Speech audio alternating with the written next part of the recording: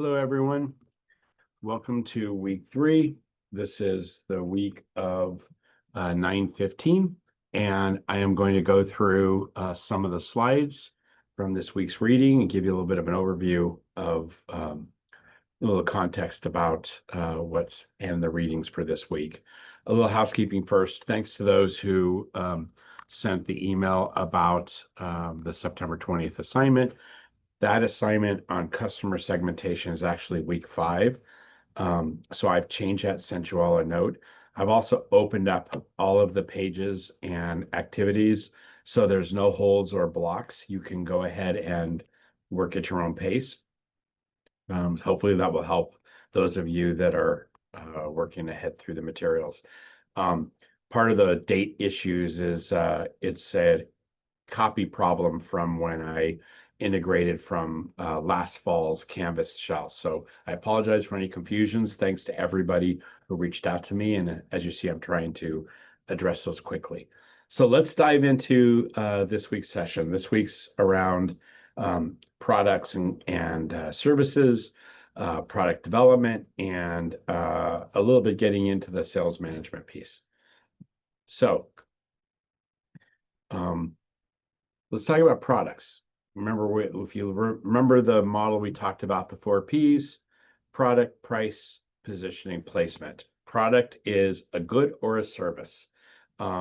It's what you as a company are providing to the customer in exchange for whatever you're looking for, whether it's money, it's time, it's their reputation, whatever you are trying to get back from them, the product or service is what you are offering.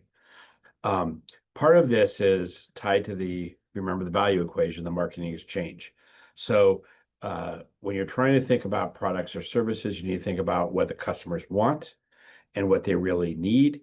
And then making sure that you're putting in the features and the capabilities that are profitable. So making sure that you're not overburdening the product with costs that customers don't care about.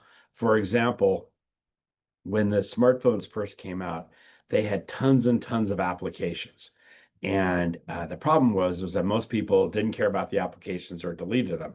But the cell phone vendors still had to pay for those. So that was cost that was burdening every handset that customers weren't paying for. So you really want to make sure that you are optimizing the features or the capabilities you're offering that customers care about and they want to pay for. So you're looking for the things that are going to be attractive to the customers that will get you the highest price at the lowest overall burden cost. Let's talk about the difference between a goods and a service, and they are different in many ways. First of all, a good is physical, right? It's something that you can touch, something you can store, it's tangible. You can inventory it, you can manufacture it. It's usually, but not always, standardized. And so, for example, a house is a tangible good. So it is a product. When you buy a house, you are buying a product, you're buying a good, but they're not always exactly the same. And so they're more standardized than a service, but they are not totally standardized. On the other side, a service is something that is intangible. You really want, when we talk about intangibility, it's, there's a lot of interpretation about whether the service is really delivering what the customer's expectations are. So, with a good, if you say, look, I'm selling this 12-ounce glass of water, which you can't see very well, you can tell is water, is 12 ounce, this is it. But if I say, I'm going to sell you something to quench your thirst, that's a service, not necessarily a good. You're selling a concept or an experience. That's in the eye of the beholder, whether or not it really quenches the thirst. So you need to think about these things very differently. The other thing is that service is typically perishable, which means it doesn't last forever. A flight is an example of a service. When you pay for a flight, once that plane, or if you're an airline and you fly a plane, every seat that is not used, you never get those seats back. So, they go away. Once the flight is done, that service is perishable, it's gone. And so every hour, if you're a consultant, as you say here, that you aren't working and getting paid, you'll never get that hour back. So it's not a um, uh, a sustainable offering. Perishability is what I'm talking about there. Um, Services can't be stored, goods can. Services cannot be separated from the provider, goods can. Um, Customer service provider interaction becomes part of the service.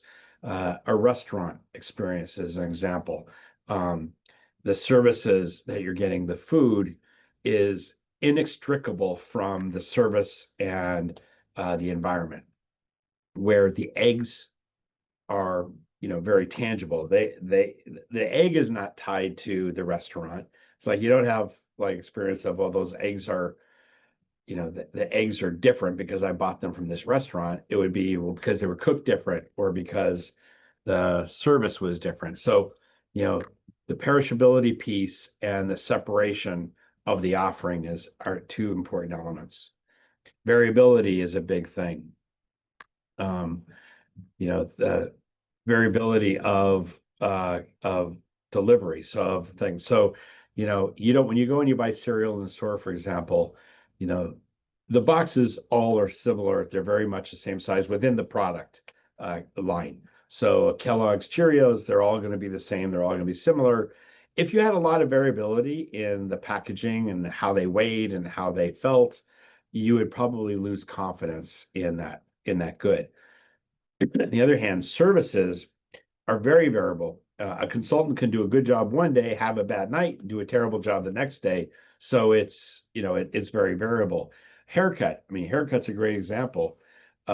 Sometimes you may have a great salon that you go to that you're familiar with and you're comfortable with, but one day the cut doesn't work for whatever reason, and it doesn't look good. So there's a lot of variability in that. On the other hand, if you bought a comb and the next day the comb that you bought was different than the comb you bought the day before, you'd have a lot of questions about that.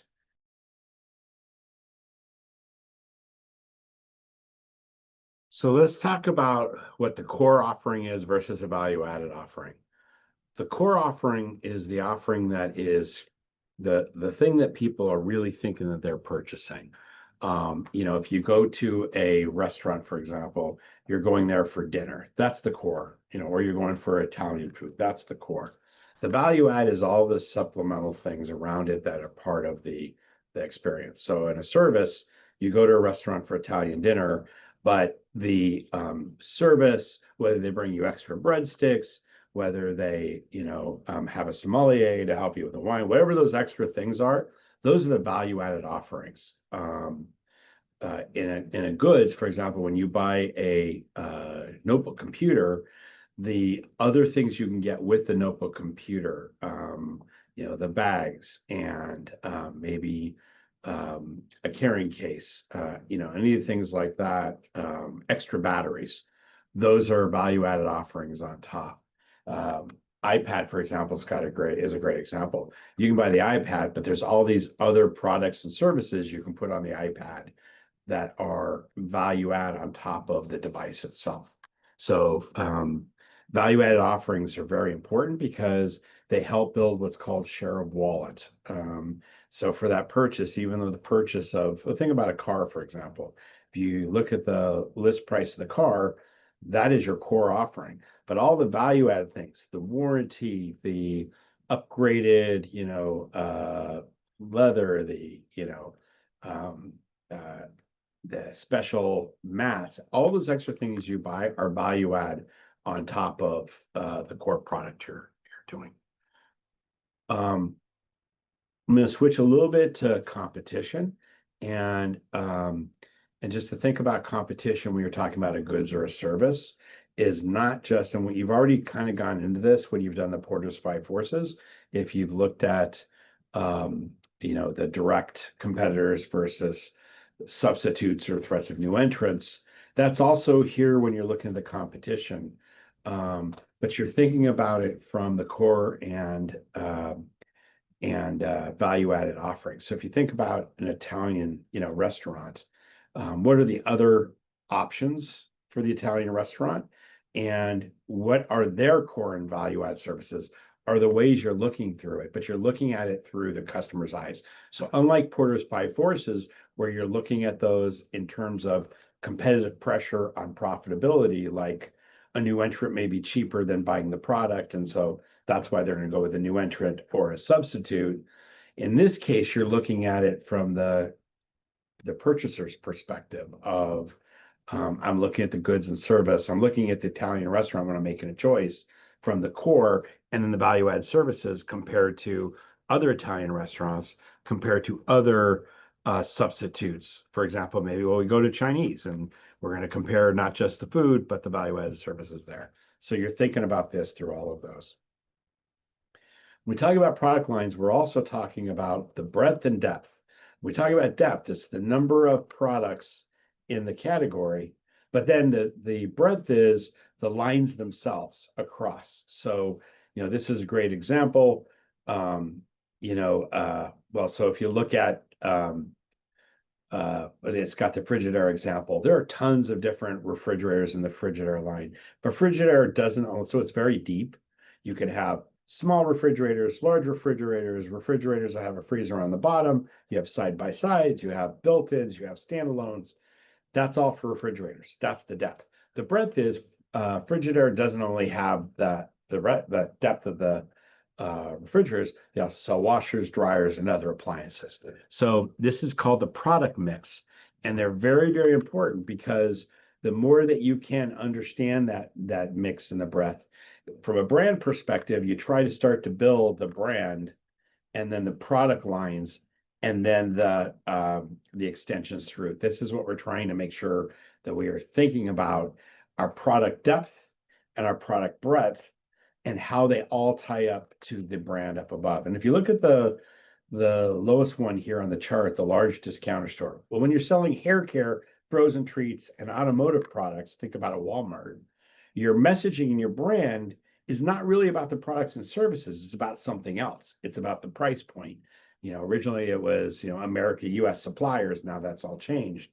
But, as you go to a much broader set of offerings, then you have to do more work at the higher end of the brand to be able to tie them together. So what is a brand?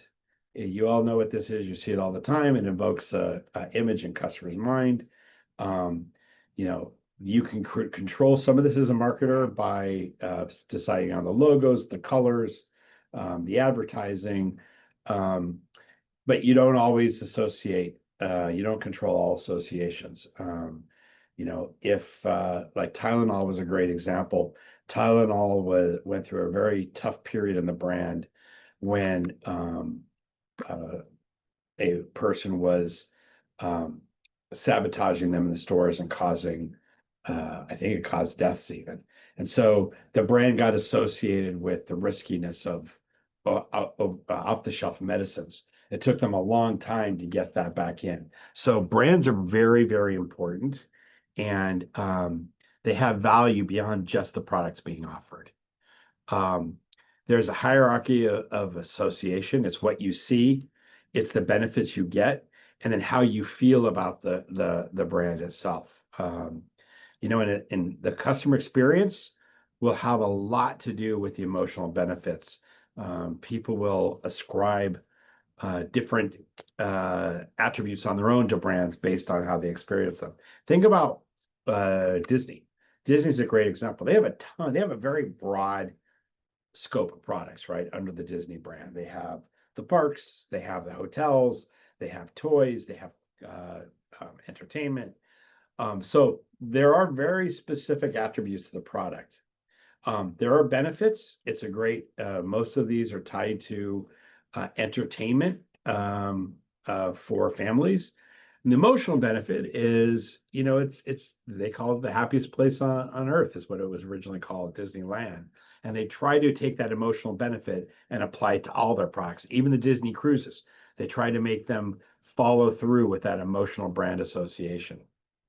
And here's an example of how a network looks. This is Louis Vuitton. Louis Vuitton has luggage and briefcases. Um, I don't understand the Broen law, and this came out of the book. But if you think about, the attributions, it's good quality. It's known as being expensive. It actually communicates expense. It's got good design. They were very limited in their colors.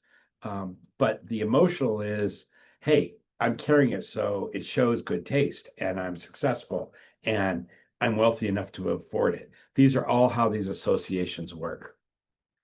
Brands have personalities. I'm sure you've seen many of these. Here's some example of different types of brands.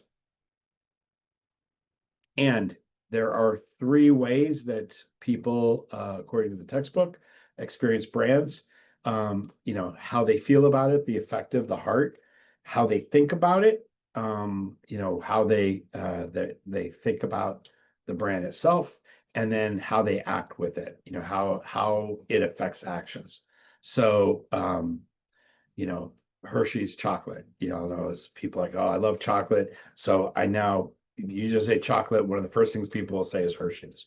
Intellectual, you think about CNN, or you think about any of the news, you say, brand experience is CNN, news when you need it, kind of a thing. And the behavioral, Subaru is a great example. What is Subaru? Subaru, it's around, people that are outdoors, people that are rugged, people that want safety, but they're looking for a safe but interesting product. So these are all experiences, brand experiences. There are two ways that you can look at branding strategies. One is the umbrella approach, where you have the brand be the main company, and then you assign the brand to all of the products you have. And then there's a house of brands approach, which is each of the product or service brands stand on their own, and they fall under a corporate umbrella, but the brands themselves for each product. So the example here is, Canon. If you think Canon, you think about photography, but it's Canon, whether it's a Canon flash, it's Canon digital camera, a Canon SLR. They're all, under Canon. GE is a great example. General Electric is the brand, but people don't realize probably General Electric has airplane parts, they have appliances, they have all kinds of different products, but they're all GE, and that's what really people know. The house of brands approach, Procter and Gamble is a great example, whether you're talking about Colgate or, I don't know all their brands. They have so many brands. But Colgate, Crest, all of these different brands that roll up. Unilever and Procter and Gamble are great examples of house of brands. The Unilever and Procter and Gamble, you go, what do they make? People are like, I don't know, they make a bunch of consumer products. But if you say Colgate or Crest, people know what they are. So the brand is around the final product, as opposed to an umbrella approach, the brand is around the company. Dell is a great example. Dell is an umbrella approach. There is the Latitude brand, there is the Dimension brand, there is the Precision brand, but most people don't know what those are outside of Dell. Dell is what people think of when they think about Dell computers. It's Dell computers, Dell service, but they don't understand the individual, but most people don't know the individual product brands. Brand extensions are when you take a product brand and you extend it in other areas. And actually, it talks here about Cheerios. Think about Tostitos. Think of all the different ways that Tostitos is now extended. They have the scoops, they have restaurant size, they have all these different things that are extensions of the line.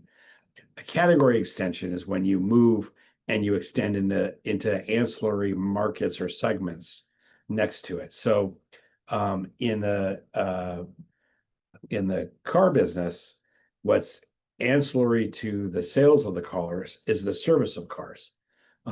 So that's a category extension that you can get into with brands.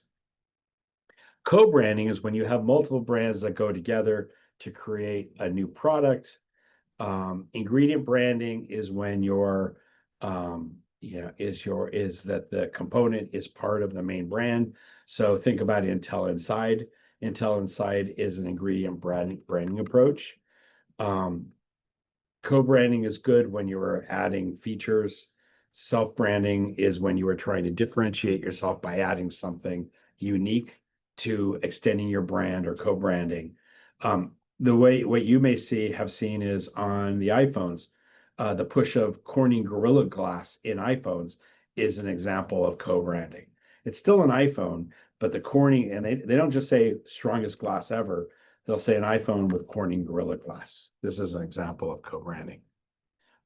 Brand equity is something also important. It's the worth of a brand, is how much value above the competition or below the competition does your brand get in the minds of the consumer based on the value. So, you know, the premium you're looking for is how much would you pay more or less because of the brand. And I ask this question in class all the time.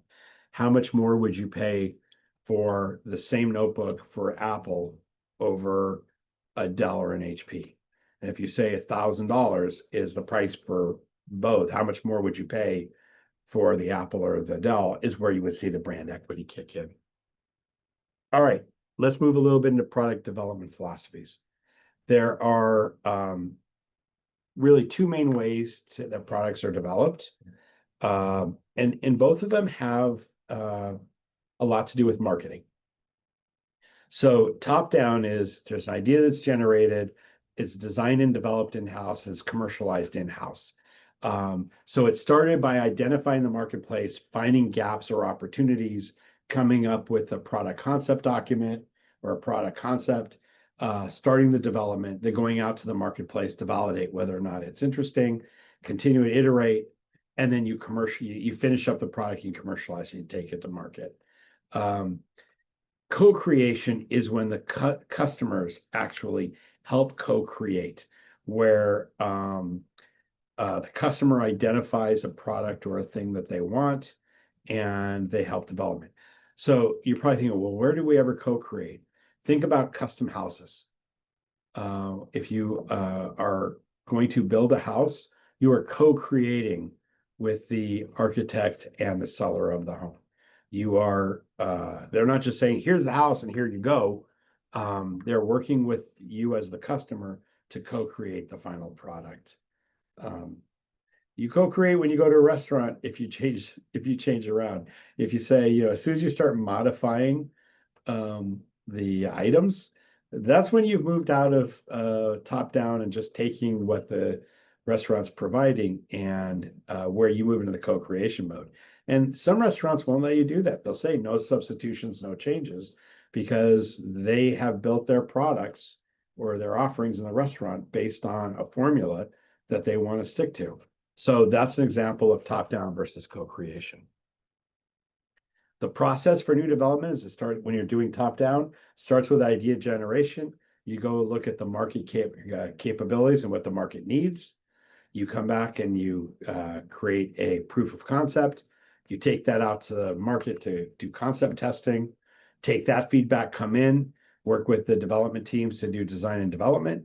You get to a product that is what we would call it a launch candidate, or as close to final as possible. Take it out in the market, beta test it, see how it does, see how it works, see whether it delights or disappoints customers, make tweaks, come back, and then you launch the product. That's how product development. This is a very quick way. The book has more, but that's a quick oversight of product development. On the growth strategy side, this is a really good chart for thinking about, what you have to do where with your products. How do you grow your business? Think about growth strategies as growth revenue. So how do we grow our revenue? Well, if you're in a current market, but the market's getting stale and you need new products, then you go into product development. You're going to have to create something new for the current market.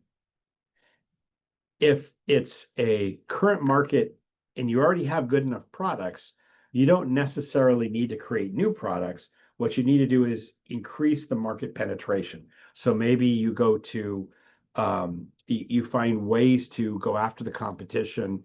You go ways to reach the customer, to take your current products and sell more of them in the current market. This is really where the real heavy duty marketing is done for existing products, is in market penetration. And by the way, it's always easy to get a little bump when you introduce a new product or when you introduce a new market. But if you don't understand how to drive your current products into your current markets deeper against the competition, those other ones are not sustainable. So current markets, current products, then you focus on penetrating deeper into the spaces you play already. But let's say you've actually maximized. You really can't get any more. You've got good market share. There's not a lot of room to grow in the space you're in. You pretty much maximize what you can do. Then how you grow is by taking your current products and going into new markets, whether it's new geography, new user types. One of the things you see in, I'll give you an example for restaurants. I've seen restaurants do this. If they're pretty much maxed out in an area, they can go to another area and open a new restaurant. Or if they want to test it, they can do a food trailer, take it to different areas until they find a place where they see some traction, and then create a big brick and mortar. Either way, that's market development. You're taking your current product and you're moving it into a new market. And then when you need new markets and new products, that's called diversification. That's probably the hardest to do because you have to recreate everything. You have to create the products, the markets, the operations. So think about this. If we were to say, you know what, we've been running an Italian restaurant in Newport, but we've decided we're going to open a French restaurant in Providence because we want to have multiple, we want to diversify away from just Italian. We want to diversify away. We don't want to compete with ourselves in Newport. Well, think about what you have to do. All new staff, all new menu, all new, buildings, all new brand development. Everything is new. Even though you have experience and even though you've been successful in a market, diversification is, one of the most expensive and time-consuming things to do, but it's important. All right, now I'm going to shift over into the sales management reading for this week. So this week it talks about B2C. Many people have also seen in some cases called D2C, direct to consumer or business to consumer versus business to business. Most salespeople are involved in retail selling or business to consumer, whether they're real estate salespeople, car salespeople, insurance salespeople in retail stores. But the challenge with retail is it's a lot of transactional one-on-one selling. The large volume of sales where you're getting big numbers is when it's B2B. So think about selling a computer. If you are if you work at Best Buy and you're selling computers, you have to wait for a customer to come in that expresses an interest in computer. You've got to show them all the computers, and hopefully you'll get them to buy one of yours before they go home and go on Amazon and buy the model they saw there, right? So it's a lot of work for individual sales.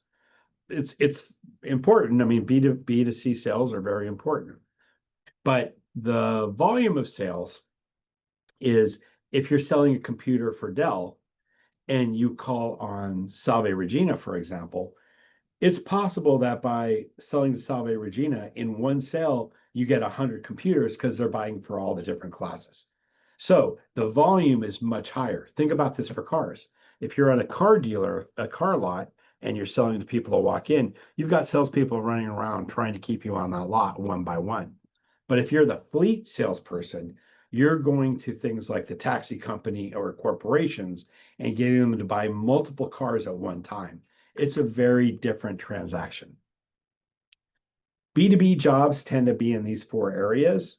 Trade servicer supports merchandising and promotional assistance.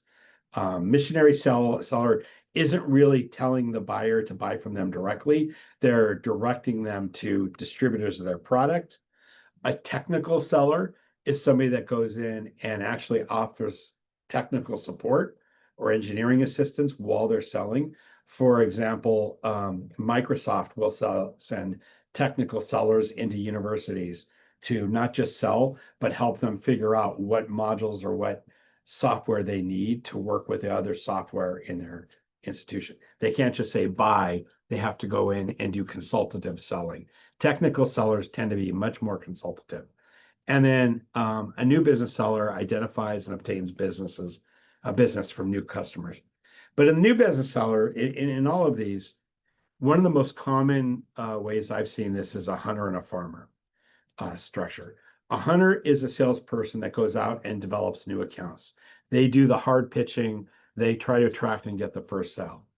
And in transactional sales, you're a hunter all the time because you're always trying to hook that customer every time it's a new account.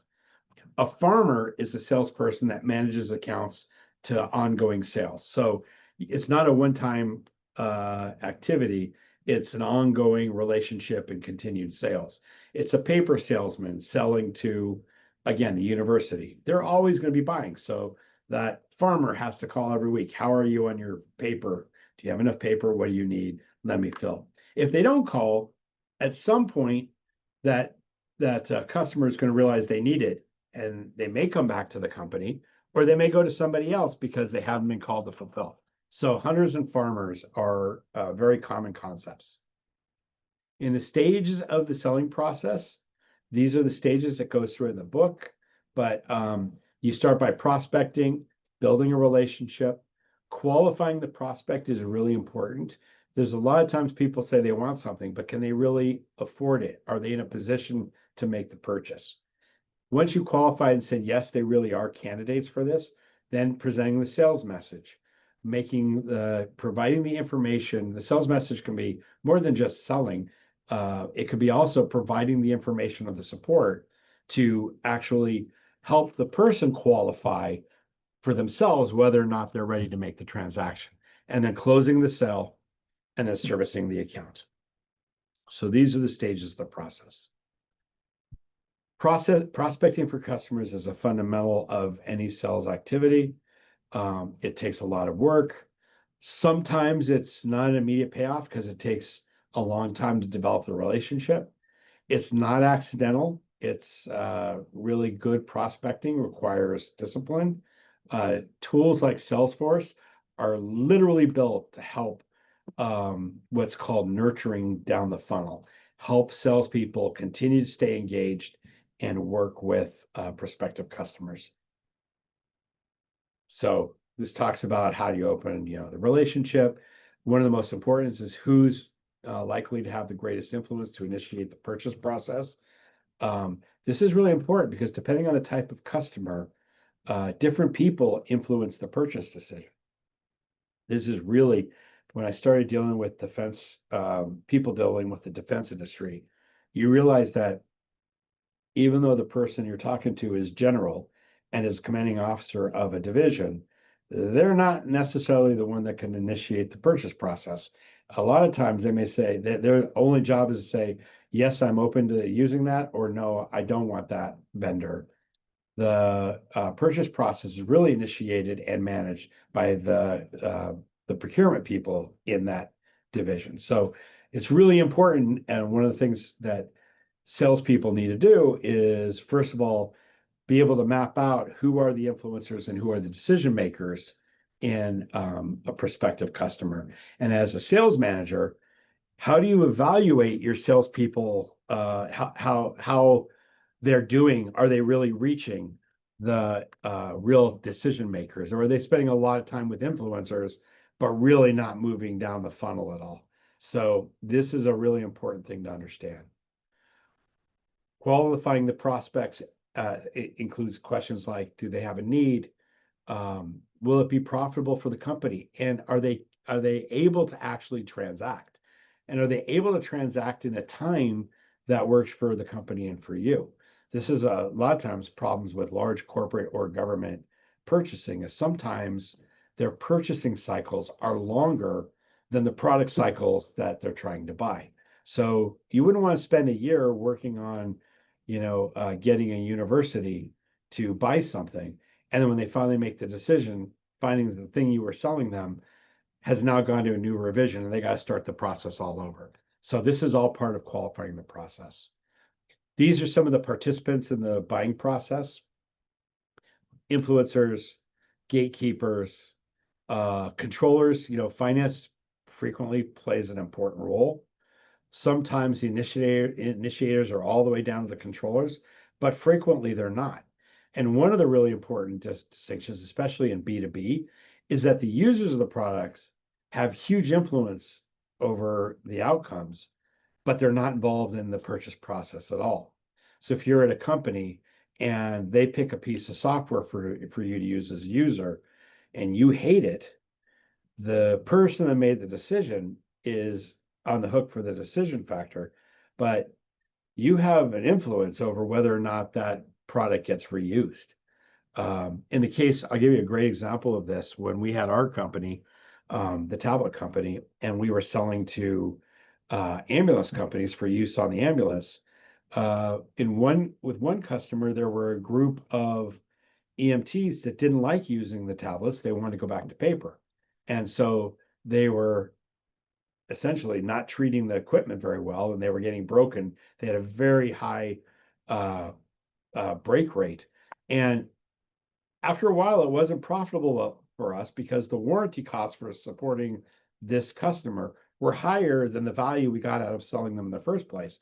And so this is a case where the deciders that purchased it did not work with the users in a way to ensure that this was going to be a positive experience. And for the company, for us, it was not worth it to continue working with that customer. So this is a quick overview. I did these in two pieces today, so I'm going to try to stitch them together. Hopefully they'll make sense.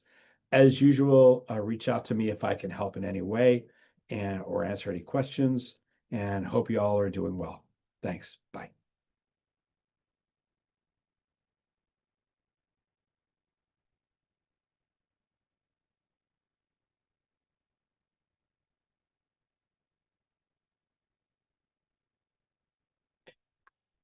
Hey, Sean.